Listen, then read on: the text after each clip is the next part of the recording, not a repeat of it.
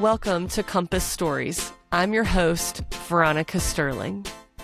And my work is centered on helping people who are in the middle of disruption rediscover meaning, strengthen connection, and move forward with courage. I do this through speaking, sharing experiences, and storytelling. I'm grateful that you've joined me for a conversation today. And if it resonates with you, I hope that you will share it with someone else in your life. Thanks for being here.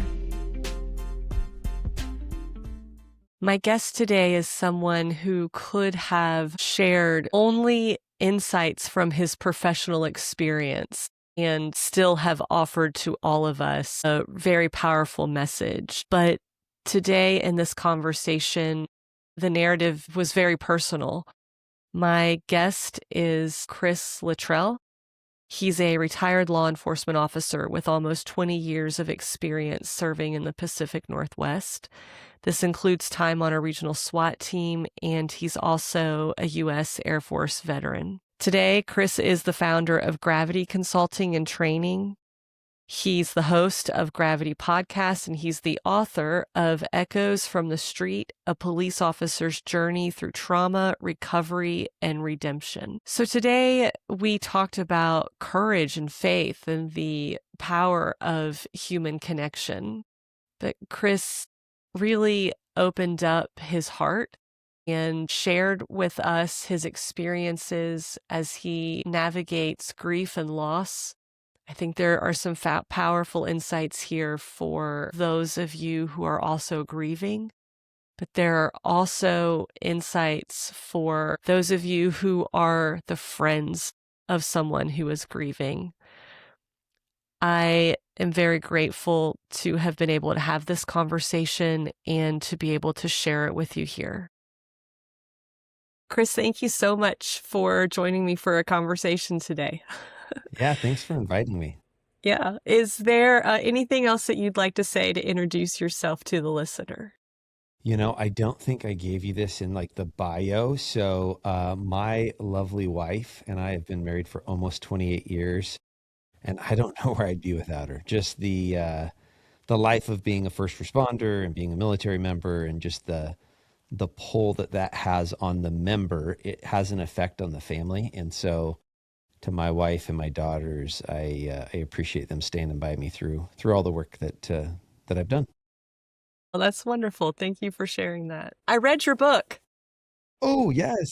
Yes, and I'm so excited I get to have like a book club with the author, and I'm sad that we're in different states because otherwise I would have you sign it for me. Oh, I would love to as well. I need to get over there to the East Coast. I have so many friends specifically within the podcasting world that have come on my show or I've come on their show, and a lot of them live up and down the East Coast. So at some point, I definitely want to make it over there and bounce around and shake a lot of hands and meet people in person.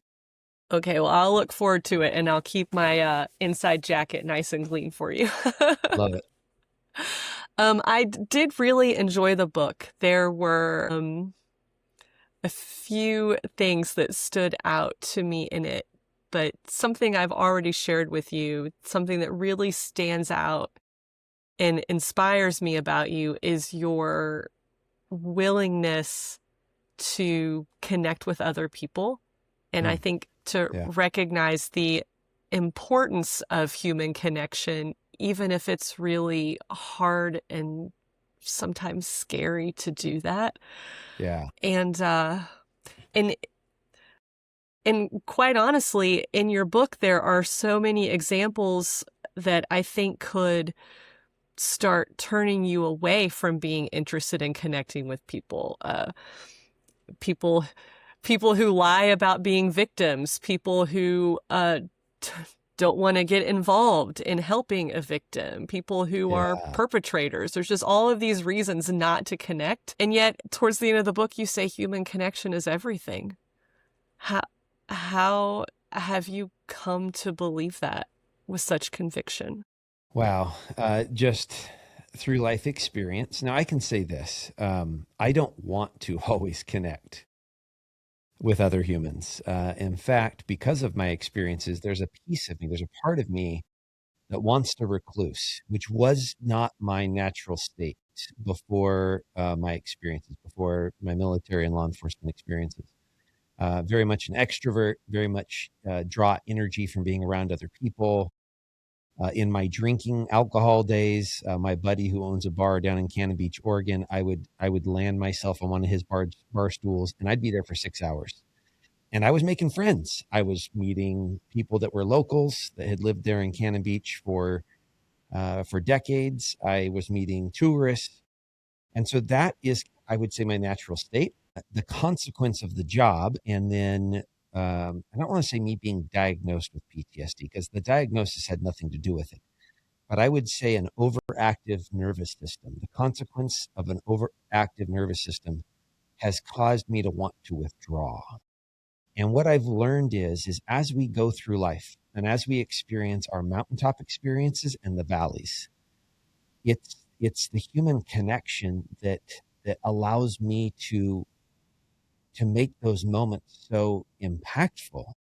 I mean, through my book, stories I tell, some of my most memorable experiences were when people were either in mountaintop experiences or valleys. And my book was definitely focused more on the valleys, but it was me showing up for them in those moments. And then as I've lived life, whether it was going through an alcohol addiction, post-traumatic stress, whether it is going through the grief of losing my oldest daughter, Danielle, it was the human connection that got me through those moments. Like, if it wasn't for other people coming around me, coming around my family, like, I don't know where I would be. And so I think in life, we have to take both ends of these extremes, whether it be our highlights and our lowlights, whether it be extreme joy and extreme grief.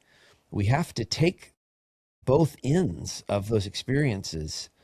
And I don't know that there's a middle ground. And if there was a middle ground, I don't know that we would experience joy. I think it would just be this black and white movie, where we don't experience life in full color. So I know that's a really vague answer, but I guess that's how I've arrived at it, is just through my experience and when I desperately needed other people to show up for me. And they did. And me coming out the other end of grief, coming out the other end of addiction, and being more whole, it's been the people that have got me there. Yeah, I like your the words peaks and valleys. I was just speaking a couple of weeks ago to a group of women, and I said, I don't know about you, but no one gave me a map for my life. And it's like, I tried to find one, but it seems like this terrain underneath me can just keep changing all the time. And Yeah. no, there isn't any plan for where to go. I have to keep figuring it out all by myself. 100%. And it changes, right? Like, you think you know where you're going, and that might be for a season, and it makes a lot of sense. And then we get to these different points in our lives where we kind of go through a transition for whatever reason, and things change. And now we're left again trying to figure out, what direction we're going now. Yeah. You do also say at the beginning of your book that courage is contagious. You share a story. You're in the car with your dad. Your dad's a cop, and essentially he gets a call, and then there you are, like, as this kid in the middle of a scene. What kind of impact do you think that had? Yeah. I think it has a cumulative effect, meaning I don't even know if I realize the impact that each courageous act that I've had the opportunity to witness has on me. And Yeah. I say this as a school resource officer. I'm watching I'm watching young people overcome significant challenges, and I would get moved to emotion. It would inspire me. It would inspire me to watch a young person just beat the odds and come out the other side and graduate and take their straight F's to straight C's or straight B's. Or I remember one gang involved youth. I didn't even know him as a freshman or sophomore. I joined the school when he was a junior, and me watching him as a junior and senior and hearing about his freshman and sophomore years. And then I actually used him to try to connect with his half brother who was getting involved in gang activity. And I was trying to get him to help me influence this young man. And he he tried, and actually, I think the young man actually graduated on top of it. And again, so it was just all these inspirational stories, these moments of courage that I've seen other people where that fear is present. It's not that they're brave, it's that they're courageous. And for me, the difference is brave is kind of that natural state of, I just don't have any fear about this. And I think that happens in life. I think there's definitely some moments I've stepped into danger with the total absence of fear. But more often than not, I was stepping into moments where I was afraid. I was on the SWAT team and I'm getting ready to make entry into this drug dealer, gang member house where they're known to have guns, and I'm scared. But I trust the people around me and I trust our training, and I use those tactics and we have these good resolutions. And that's courage, and it doesn't have to be like that. I mean, I get inspired by seeing, some 5-year-old on the sports field doing something really courageous or doing, this huge act of kindness. So yeah, I think it can be contagious. The problem is the opposite is also contagious. We Yeah. That negative mentality, that poisonous spirit where we're just always complaining about everything, that can be just as contagious. And so, which are you going to choose to follow and then hopefully perpetuate? And I would much rather step into the area of courage and follow those people that have been courageous before me and hopefully inspire others towards the same end. Yeah.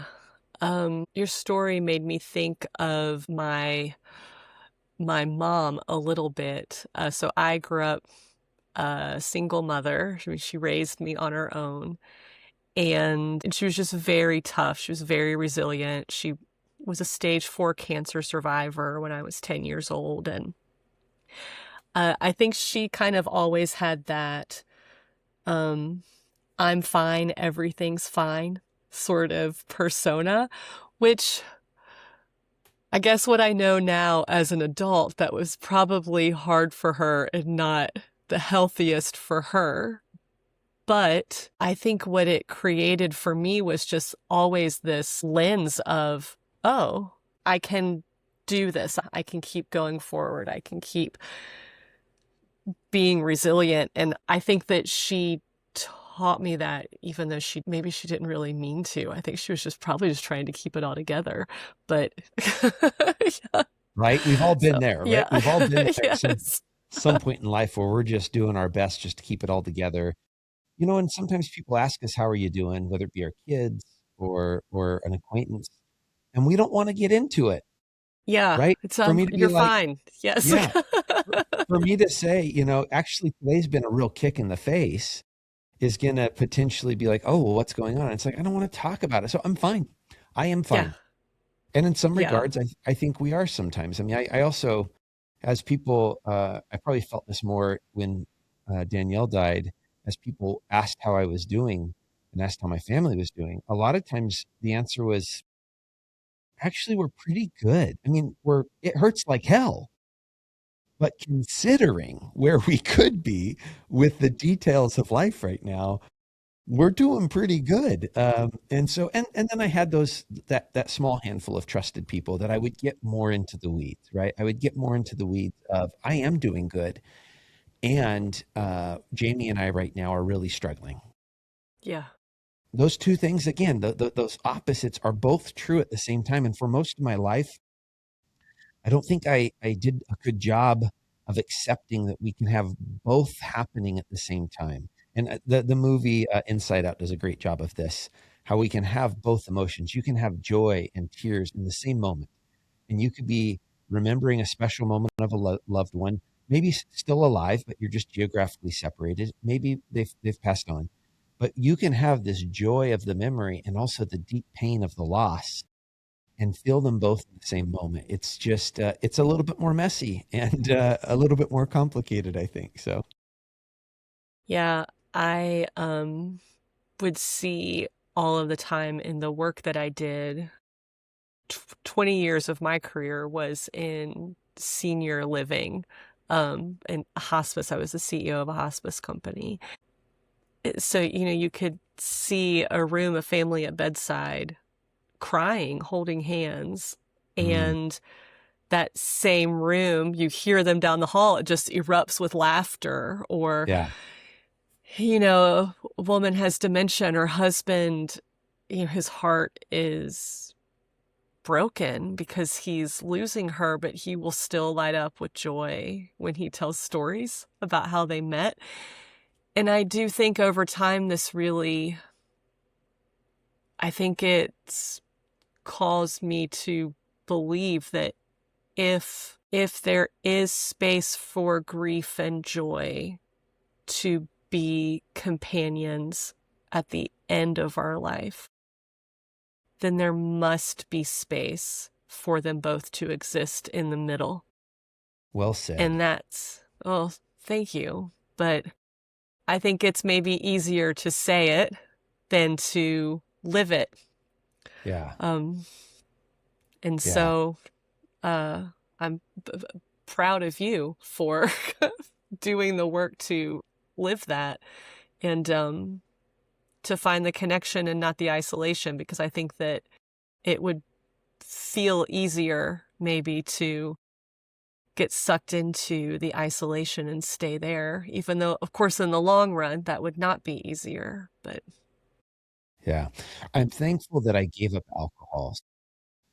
I checked myself into a PTSD recovery center in July of 2023, and I've never gone back to drinking. My daughter died July of 2024. And if I wouldn't have had a year of sobriety, like, I don't know what I would have done, because when I was drinking, either one, I needed a chaperone. I needed someone to drive me around. And my wife became default there, or sometimes we enlisted a daughter if we were both going to have something to drink. But it would have been so easy, me going into retirement from law enforcement and me to drink every day, every night. And I don't know if I'd have a marriage if I would have done that. I don't know at what point my wife would have just drawn a boundary and said, "Enough's enough. You need to choose." And she had told me a couple times throughout our marriage, um, that I needed to check alcohol, that I needed to, examine my relationship with it. And both times that I didn't respond well, at least, it was a wedge between us. So yeah, I'm really thankful, because I think that could have driven me towards even more isolation. Because I would have been happy as a client staying home, listening to music, watching movies, and drinking tequila. yeah, And I yeah. wouldn't be living life. I wouldn't be living life. I'd be listening or watching other people live life, instead of me going out there as a sober, sound-minded individual, able to engage in relationship and life experience, which is what I'm able to do now. So So I have been doing these interviews with people who have gone through some kind of disruption in their life, some kind of change, as stories that are similar to yours or very unique in their setup. But something that I think has been constant is deciding to make the change is not as difficult as actually doing it. Like, did you ever feel like making these changes in your life, like pursuing that path, felt harder than the despair, than the drinking, than I mean, did you ever doubt whether or not you should keep pursuing making a change? not once I made it, but in some cases those were long processes. Like, I had been listening Okay. to another podcast for probably a year, and it was a sobriety podcast. One of my buddies who's mentored me through the process. His name's JT. It's his show, and so I had this still small voice in my head for a year. Chris, you should give alcohol a break. Like, this is an issue. And at the time, my mindset was, I don't know if I want to live without this. Like, I don't know if I want that version of my life without alcohol. And and then the buildup of getting to the point of the change was the hardest for me, because I was Okay. scared. I was scared. Specifically, There were calls that I almost avoided as a police officer, which I had a lot of shame wrapped around that. Like, am I going to stop? Am I going to start avoiding calls for service? Specifically death scenes and child abuse cases. And so it was that crescendo and that buildup of guilt and shame. And what if I can't do this job anymore? How am I going to support my family? My wife's probably going to leave me. I mean, all of that, that was probably the biggest challenge for me. And once I got to the breaking point, and once I surrendered once there was the surrender of, I got to do something. And then I needed the support. Like, I needed my wife to look me in the eye and say, I'm your ride or die. I'm in this to win this. Like, do what you need to do. Yes, taking the step of like buying the ticket and going to a PTSD recovery center and retiring from law enforcement. All of those were hard steps, but not as hard as the first one. That first Mm. surrender was the hardest for me. And I think it was because my ego was wrapped up in that. My identity was wrapped up. I'd been a cop in one facet or another for 25 years. This wasn't just what I did. It was who it was. And I knew that you shouldn't have that mindset, that you shouldn't identify with your occupation.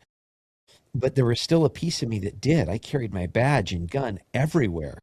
I had been a volunteer pastor at a church years ago, and when I preached on a Sunday, I had my gun and badge on. I mean, you couldn't see it; it was covered up, but still, I had that stuff with me always. Mhm. And so, this idea of not having that identity was really hard, and this idea of verbally acknowledging to other humans that I have a problem with alcohol, that I'm going to go to a place where they search your bags and make you pee in a cup, and they seize all your vitamins and your cell phone, and you don't have access to that stuff. You have to ask permission for your vitamins each day. All of that was this really, I don't want to say humiliating, but it definitely required a humble spirit. And so for me, at least, that was the harder thing, was the buildup and all of that chaos that was in my head. But once I got to the spot of surrendering, and it was like, now it's go time to do the work. It was hard work, but it was easier at that point for me, because now I was at least acknowledging that I needed to move forward in doing this work of healing and whatnot. Was there a relief that came with the surrender? Or was it like, Yeah. okay, now we're just moving on to a new chapter of this My adventure? gosh. Yeah. It was relief, but then there was also panic. Like, my daughter, the day I made the decision, it was a Saturday, and my daughter had her birthday. It wasn't actually her birthday, but that was the day we were celebrating it with friends at a local like gymnastics studio. And so I'm power washing the house. My wife comes home. I just talked with a buddy that had gone to the same recovery center that I went to. And he was like, Chris, you need to call intake now. And I was like, I can't. I got an anniversary trip coming up and the family vacation. He's like, I don't care. You need to call now. And my wife gets home from running errands, and I catch her in the garage, and I say, hey, babe, I think I need to go check myself in to a recovery center. And she wept and walked inside. Oh, now she deserves that. She deserves that, because it's not just about the trips. It's about her husband is even maybe a worse spot than she thought he was. And then she walks outside after she pulls herself together and says, "Go. I got this." And I knew she'd have it. She had it through military deployments and all of my police call outs. Um, and so, yeah, I forgot the question. I'm sorry. But I think about relief. So yeah, once I booked the trip, my head spun. I went to my daughter's birthday, and honestly, the whole building was just spinning. It felt like not actual to where I couldn't stand up, but like I was in this surreal moment of, I can't believe I'm actually doing this thing. This is super scary. I may have to sell the house, and I don't know how I'm going to provide for my family, but I know I'm going to go, try to get better. And then even after that, there were some more of those valleys, right? There were some more of those moments where I was at these junctions of like when I was at the spot of, do I actually retire, or do I continue to try to do healing work? and and I are walking through the neighborhood, and I'm starting to cry, and I'm just like, I'm sorry, I'm such a piece of crap. I'm sorry, I'm a failure. She's like, what are you talking about? And I'm like, I'm putting our livelihood at risk. And she's like, I don't care about the livelihood. I don't care about the house. I don't care about cars. I don't care about any of that stuff. I care about you. And you're a better version right now after going to the recovery center. I don't want you going back to policing. And at that point, it wasn't even my choice. My psychiatrist, my doc wasn't clearing me for work. They were saying, no, you can't go back and get re-exposed to more of this stuff, Chris. Yeah. At least not yet. And so again, another valley where I'm feeling like a piece of garbage. But then the way my wife showed up in that moment, pretty much saying, again, I'm in this to win this with you, boy. Like I don't care what the details are, but we're going to do this together. Again, it was in that contrast again, right? It was like this valley, this moment of shame, but then the way my wife showed up for me made it this mountaintop experience of like, it doesn't matter what's going on. Like, she's gonna have my back. I just have to do the work, and I have to consistently show up and have her back as well. So yeah, Yeah, she sounds like a wonderful woman. Yeah. she is. Can we talk about that? Someone having your back in this connection, because it sounds like there was a friend that reached out to you, or maybe you reached out to them and he said, no, today's the day. You've got to do this. And you mentioned that your daughter died, and I am sorry for that loss that you've experienced. Thank you. Can we talk about the grief? And also, I mentioned to you, I think that we need to spend more time calling out to the friends of grievers and the loved ones of grievers that they have to show up. And again, in my work, I feel like for every person that I talk to that has a story of grief, there are two other people saying, oh, my neighbor's brother died. My sister-in-law's father is sick. And then they say something like, I haven't called them yet. I don't know what to say. I don't want to reach out and make everything worse. Or they do reach out in a way that makes everything worse. Unfortunately are those stories too. And we had Um, both. We had both for sure. yes. Yeah, can you talk about that for a little bit? As a griever, what does the friend of the griever need to know? Yeah. When people ask me that, I say, don't worry so much about the words. In fact, I would actually caution you to say less.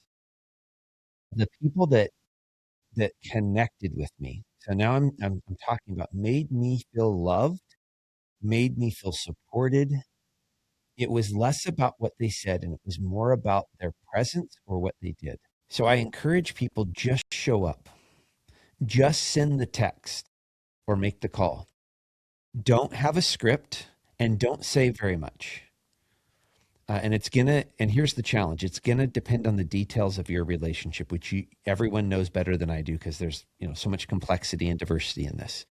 But I would argue, if you have a friend who, Jamie and I, we lose our daughter Danielle.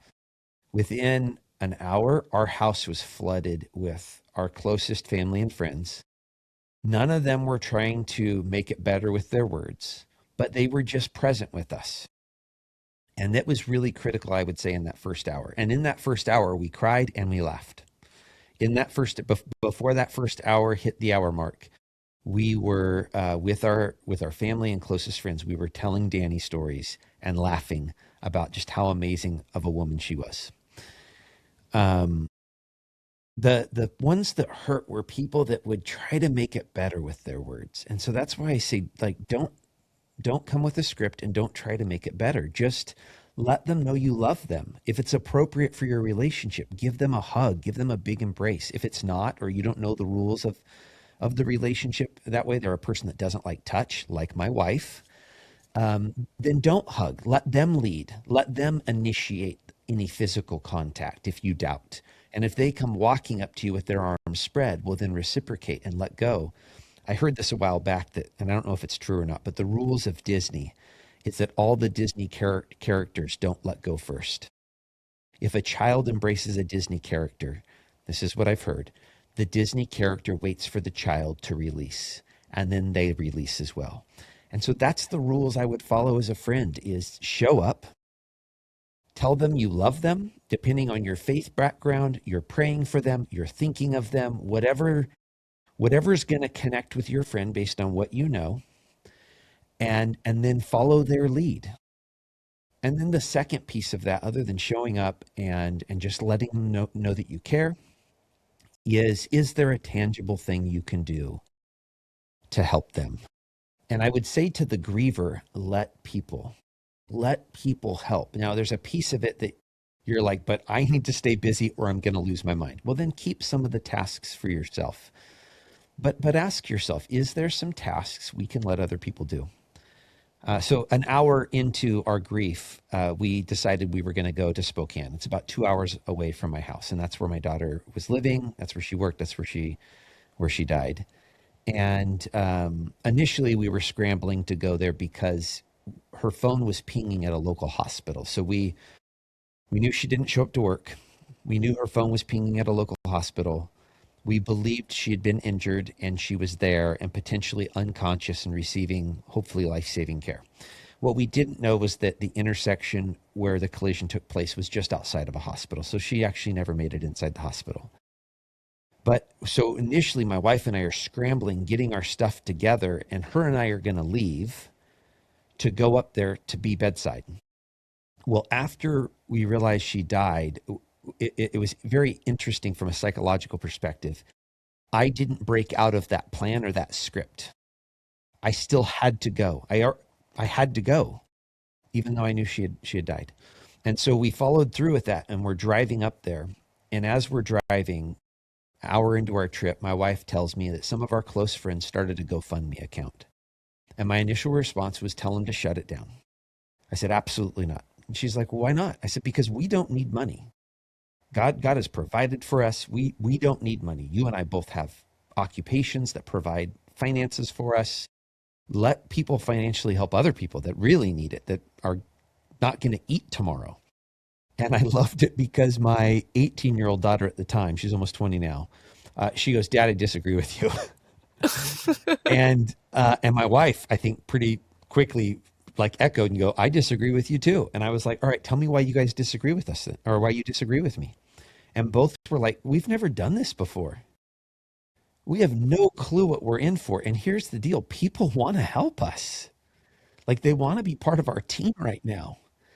And we can only accept so many casseroles, and our lawn can only get mowed once a week. Like there's only so many jobs that people can do, and giving us $5 or $20 or $200 is going to help people join our team. It's going to help people feel like they're wrapping around us, and both for them and for us. And I'm thankful that I said, okay, let's let them do it.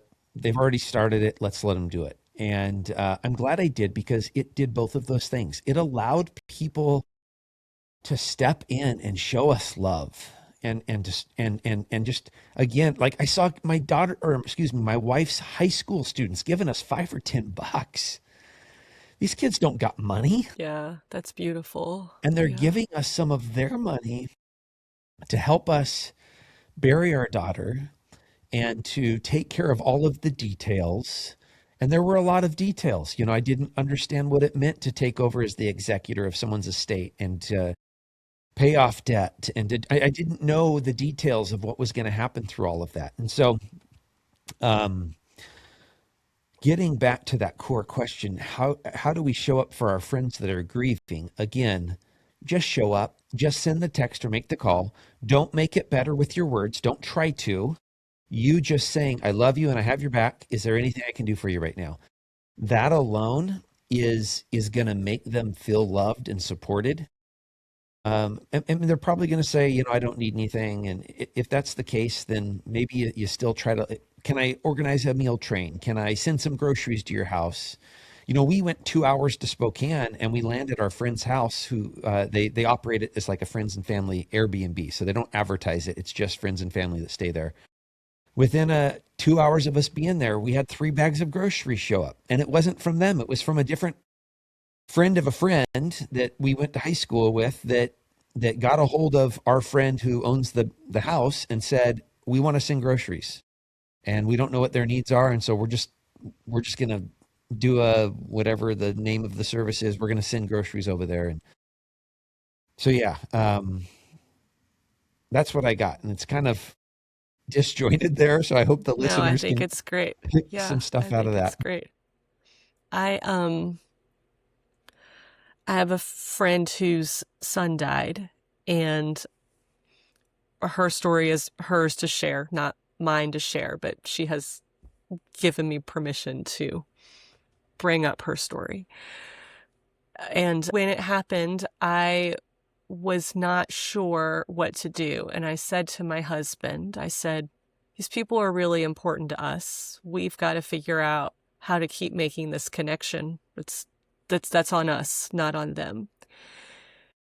And I can remember, so I just started making chickens.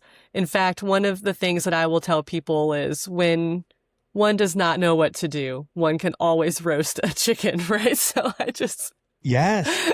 kept cooking food for them, and I would drop it off. It didn't mean I had to stay. It didn't mean we had to talk. It could just, be a fast delivery. And I remember one night she sent me a text message and thanked me, and I sent a message back, and I don't remember exactly what I typed, but it felt really awkward to me. Like, sure, like I think I used an emoji. Like I was sure that whatever I had just sent was so awkward, and that like someday I was going to have to apologize for having this awkward text. And in fact, for years, I would teach people, if I'm talking about helping your friend through grief, I would say that if you do the wrong thing, you might feel like you've stubbed your toe, but that means you'll have a chance to go back and try again. You'll have a chance to go apologize and keep going. If you never make the attempt, then you never have the opportunity for connection. Yes. And in the back of my mind, I'm like, and I know this is true because I stubbed my toe, and someday I will have to make amends for this. And recently, she and I had a conversation, and we were talking about her grief experience, and she brought up that dinner and specifically that text. And this is it. This is where I apologize. And I said, I know exactly what you're talking about. It was so awkward. I'm so sorry. And she's like, I don't know what you're talking about. It wasn't awkward at all. It was wonderful. You had fed our family. You kept, you just kept showing up, and you were present in this time when we really needed it. And I thought, wow, for years, I doubted myself. And there were times when I almost didn't reach out and connect again because I was so afraid that I would get it wrong. And it didn't matter. The presence mattered so much more. And that is like a very fresh lesson for me to have just learned. And so I appreciate hearing you also say that, yes, it is the presence that is more important than the words. We can't show up and fix it, but we can acknowledge the pain, acknowledge the magnitude of the loss, and just make it evident that you aren't isolated. And that's, I think we try to overcomplicate it. And I think back to, so one of the roles I had as a police officer was peer support. So you're trained in stress management skills and in showing up for officers, firefighters, first responders in general, at some of these worst moments that they experience in their careers. Child death scenes, significant uses of force, suspects die, all of these are really stressful events. And as I've had the chance to listen to officers work through these events, the biggest sting was when they felt isolated. The biggest sting was when they felt their command staff, their chain of command, their friends not reach out. And the tough thing is within our law enforcement professions, you can't talk about the event, actually. You're not allowed to. You're allowed to with your lawyer, your priest, your spouse, with a trained peer support. You're allowed to talk about it with them. But for most of your community, this is this really unique time that you're not allowed to talk about the event. You can't tell your partners and your friends what you went through and what your experience. You're ordered to not talk about it through the investigation, and it is hard. It's hard for them, and so that came to mind as you were describing that, because I'm thinking, like, for our first responders out there, yes, we need that community. It gets back to the community piece. We're used to having community, and then if we have an event in our life where we feel isolated and we feel like we've lost our community, it can be this huge injury, relational injury, where we might, feel like we're splintering away from people and we no longer have their support and love. So again, and I say this to first responders, I've been pushing hard on this. You don't have to talk about the thing. As a friend, you're still allowed to reach out and say, hey, I care about you. I'm just not going to ask about the event. I'm going to acknowledge, I know we can't talk about the event, but I want you to know I care about you and I'm here to support you. Do you want to go for a walk? Do you want to go grab a sandwich? How can I still show up for you as you're going through this time? So, Yeah, it's like you say in your book, human connection is everything. I think in that example, you've also just pointed out that grief isn't just being sad because someone died. Grief is really it's the losing a marriage. It's being in debt. It's losing a job. It's having an estranged child that you got in a big fight with, and now they're not talking to you. And, yeah. and here's the problem: is I think we get caught up with the curse of comparison.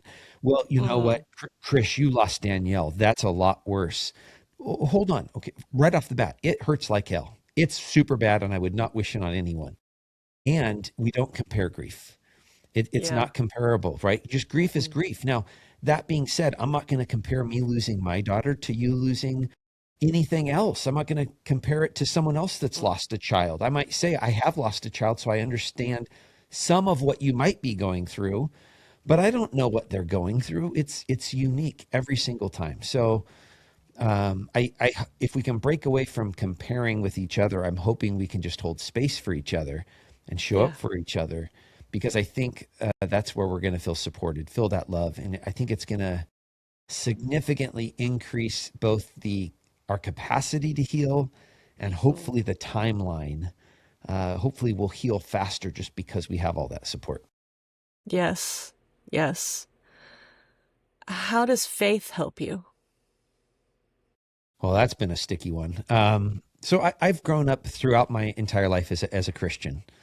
And I say it's sticky because the question that I'm confronted with is, how can an all powerful, all knowing, all loving God allow my daughter to die? And that's a really tough question to, like, if you have a friend in grief who's actually asking that, I would strongly recommend don't try to answer it for them. Love them, support them, let them struggle through that themselves with your love and support, and let them work through that. I asked at Danny's funeral. I called out as I spoke to this congregation. I say congregation. It wasn't a congregation. It wasn't even a church service. It was at a church, but it was just a huge collection of the community. I don't know how many hundreds of people were there. And I told them, if you are a praying person, I'm going to need you to pray for me, because right now I don't have the capacity. And, my typical routine is I get up and I read the Bible and I pray to God every morning. And there was a stretch of a number of months there where I didn't do that. And it wasn't that I was angry at God. I was angry, but I wasn't angry at God. I just didn't have the capacity to go there. And it's actually kind of been a beautiful thing, because when we look at, I'm going to specifically talk about my knowledge base with the Christian faith.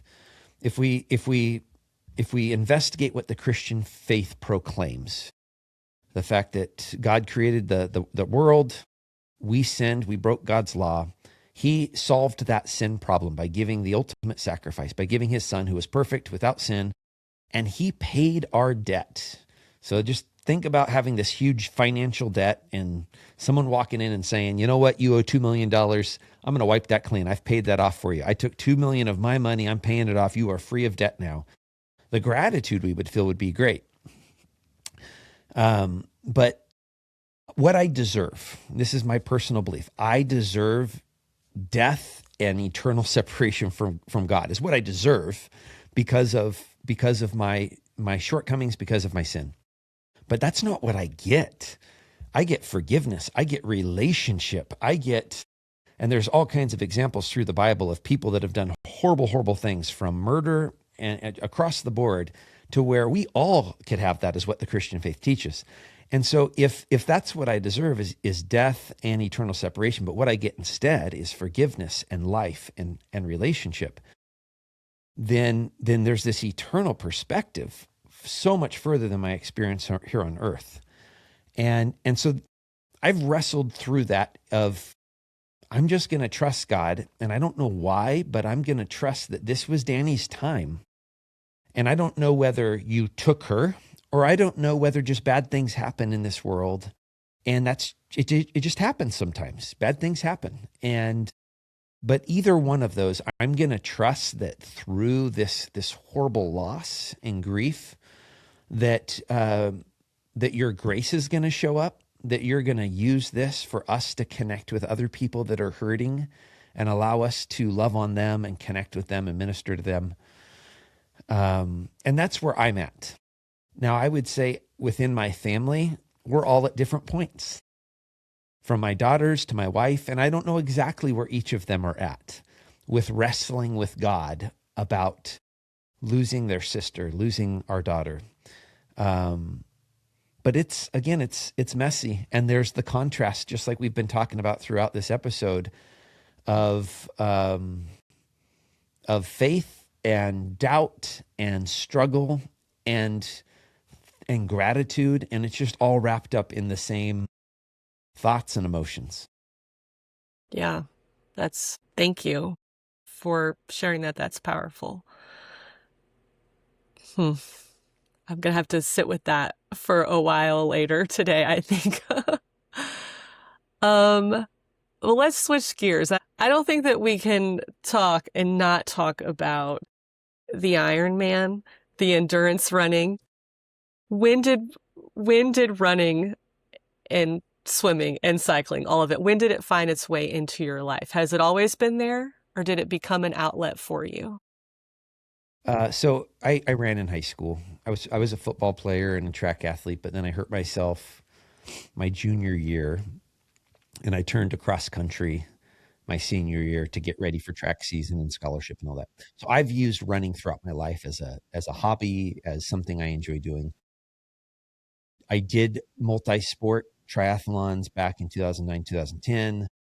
But then as I got heavy into alcohol, it's kind of hard to do that stuff when you're drinking a ton of alcohol. 15 shots of tequila Friday, Saturday, and Sunday makes it really hard to wake up the next day and go out and do anything. Okay. Yes. And so I abandoned a lot of my physical fitness. And when I was in recovery, in the actual PTSD recovery center, we worked out 6 to 7 days a week. And so when I left there, I knew I needed something. I knew I needed somehow to commit to my physical fitness, and it was going to contribute towards my mental health. So I signed up for a race. In fact, I just finished that race this last weekend, meaning it's been 2 years since I did that first race. And I knew that, and this is going to sound really silly for you listeners, paying $50 for a race was going to hold me accountable. For some reason, signing up for a gym membership was not going to hold me accountable. But signing up for a race on the calendar in 2 months, that was going to keep me accountable to working out. And so it started with that. That would have been April of 2024 is when I did that first race. Annie dies in July of 2024. And I had already been doing all of this running. Well, I have a friend ask me to step into his Ironman 70.3 relay. They had a swimmer, they had a biker. Their runner got injured last minute, and 3 weeks out, they're scrambling to find someone who can run on their relay. And so I joined their team, and it was just a magical event. The team camaraderie, the supporters, the volunteers, the whole Ironman company, the way they bring out their show or their races was inspiring. And so that's what hooked me back into triathlon. And it's such an emotional thing for me because it's not just about me going out there and working out or running or swimming or biking, but the way this has evolved, my recovery from alcohol and post traumatic stress, along with grief of losing my daughter, is folded into what I'm doing. And so I'll be on a course and I just start weeping, which sounds really weird with this enormous beard, and we're all out there, doing whatever it is, and I start to cry. And I don't care. I've never had anyone react to it, and honestly, people probably don't hear because they got the voices in their own head of Yeah. of the pain of whatever we're currently doing. Very common for me to get done at the end of the event and my wife to meet me at the finish line, and I just fall apart because, and I don't think I'm gonna, but as soon as I'm present with her, her and my story is totally intertwined. And so Yes. she, like no one else, knows all of my grief and all of my joy. And so just to be there with her in that moment. I also think it tears down a bunch of the walls for me. I think I have these natural walls that I put up so that I don't sit in the grief every single day. Because while I do want to sit in it from time to time and acknowledge it, I also have life to live. I also have responsibility, and I have a consulting business, and I'm out training the community. And so I have to focus on those things. And so I think I have these walls up, and for whatever reason, multi-sport just tears them down. And I get to this spot of rawness where I'm able um, to feel the loss and to feel the joy of the privilege to be a dad to this young woman for 23 years. And yeah, it's such a complicated thing for me, and I wouldn't think it would be complicated, but as I've processed this probably over the last just 3 or 4 months, I realize it's very complicated. It's all intertwined, Yeah. and it makes it special. Yeah, that's beautiful. I think some people, you know, we can use running or something like that to, so to speak, run away from the thing, like get space between us and whatever the stress, the grief, the experience is. But it sounds like you are using it to run through it and to like keep going forward with it. That's pretty powerful. Yeah. Yeah, and to run towards it, and then through it. Towards it. Meaning, I know when I have a Yes. race coming up, I know I'm going to feel a little closer to my girl. I know that emotional experience is likely to happen, and I look forward to it. I look forward to those moments on the race course when I start talking to my daughter, and I don't hear her audible voice speaking back to me, but she was always a great cheerleader of people in general. I've had countless people reach out to me of all ages that have told me how Danny cheered them on in life, and our family experienced that with our girl as well. And while I'm racing, I have some of her, not always her sayings, but just her spirit, just her motivating, you got this, you can do tough things, echoing inside my head. And it's very welcomed. My wife dreams about our girl. I don't. I wish I did. But on the multi-sport course, I definitely have a piece of that, and it's special. It's beautiful. Thank you. Thank you Yeah. Yeah, you're for welcome. sharing that for me. I'm very grateful for this conversation. You've been so open. Hmm. What have we left on the table? I mean, what have I not asked? What do we need to know? You didn't ask it, but you said this a little bit ago, and I just want to kind of put a punctuation mark on it. Um, Relationships, because they're so important, community is so important. Be willing to say, I'm sorry. Say it often, say it genuinely. I wouldn't apologize for things you don't have to be sorry for. I think we have to be careful there. Don't be saying I'm sorry all the time. Yeah. But if you've hurt someone's feelings, even if it was unintentional, if you do something that does wrong someone, or you fail to do something that you've committed to, if your words hurt, say I'm sorry. Like I don't know why we're so resistant to this. Because me saying I'm sorry doesn't somehow relieve you of anything that you did that was wrong, right? Like I'm going to come and I'm just going to apologize for what I did. So whether, my friend's in grief and I say something that hurts, and I can go and say, I'm sorry. I'm sorry I said something hurtful. That wasn't my intent. Will you please forgive me? Or, we lose our patience on someone. We raise our voice. We don't follow through with something we committed to. Hey, I'm really sorry I didn't follow through with that. Will you please forgive me? And I mean, this is what we taught our girls growing up, was to give a genuine apology. I'm sorry that I did this. And then following it up with the question, will you please forgive me? And I think that's probably one of the more important things for us to do in relationships, because we're going to get it wrong. And so I think people appreciate us to show up and be real and just acknowledge that. And I think it has a huge healing power for allowing that relationship to move forward. Mm. Yes. What surprises you? Like when you look back, your journey of life so far, maybe, what surprises you about your capacity? Wow. I think just the fact that we have the ability to do so much more than we think we can. And this is something I appreciate about the endurance sports, is that this is a lesson I constantly learn when I'm out there doing it. We feel like we're at our wall. We feel like we have nothing less or nothing left. And yet we can still carry on. Now, that isn't to say to just keep holding on tight and just keep going forever. No, you have to have a time to recover. You have to have a time to stop everything and step back and take a breath and recover. But when we're in the middle of some kind of fight, whether that be something at work, something in a relationship, but you're in that really hard time and you think, I got nothing left.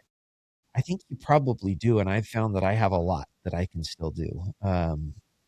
As we worked through the grief of Danny, we had other issues going on in our family, some of it relationally based, some of it we're experiencing grief and we're not showing up great for each other. And there were moments of total chaos where I questioned the safety of my marriage, which Jamie and I haven't questioned that over the last 28 years. But over the last year and a half, 2 years, we've questioned it, both of us separately, and have come to each other and said, am I safe? Is this marriage that we've created, is this thing still safe? And thankfully we've both showed up and said, yes, this is still safe. Yes. I'm still in this. Yeah. I'm still willing to work through this. But again, there's been times that I just didn't think we had enough left, that we weren't going to be able to continue on, and we've been able to. And it gets back to just show up. But people asked me after losing Danny, how do you do it? Like, how do you do it? And my only answer was, you know what? I made a commitment that every day I was going to get up, I was going to get dressed, I was going to brush my teeth, and I was going to do something. That might be, I might go out into the community and do a job. I might just get outside and mow the lawn. I might go meet a friend for coffee, but I was going to do something. I wasn't going to let myself just stay in bed. Like I needed that. I had to have a task to do. And so I guess that is the thing that surprises me the most is despite the hardship that we can experience in life, and the voices in our heads telling us you have nothing left, I'm going to say you probably have a lot left. You probably have people that are starting to try to come forward to support you. And if you let them carry some of the burden, it's going to make it even more manageable. Yes. Chris, you have been very generous in this. You've opened up your heart. You've shared your story. I feel like I owe you, I owe you a conversation where I just sit in the firing seat while you pound questions at me. I am very grateful for this conversation. Truly. And I think that it's going to connect with people, not just someone, but with people who are going through something and need to hear this. So Yeah. Tell me, where can people find you? How can they connect with you? yeah, so I have a website for my book. It's just my name, ChristopherLittrell.com. My podcast is called Gravity Podcast. That's pretty much on all podcast platforms. On social media, on Facebook and Instagram, I'm chris.littrell.5 because apparently there was 4 people before me that got that name. On LinkedIn, I'm Gravity Chris. So I should have just had one tag. It would have made things a whole lot more streamlined. But connect with me on any of those things. I like making connections with people, and yeah, I'd love to have a conversation. Yeah, I'll make sure that every single one of those different links is in the show notes.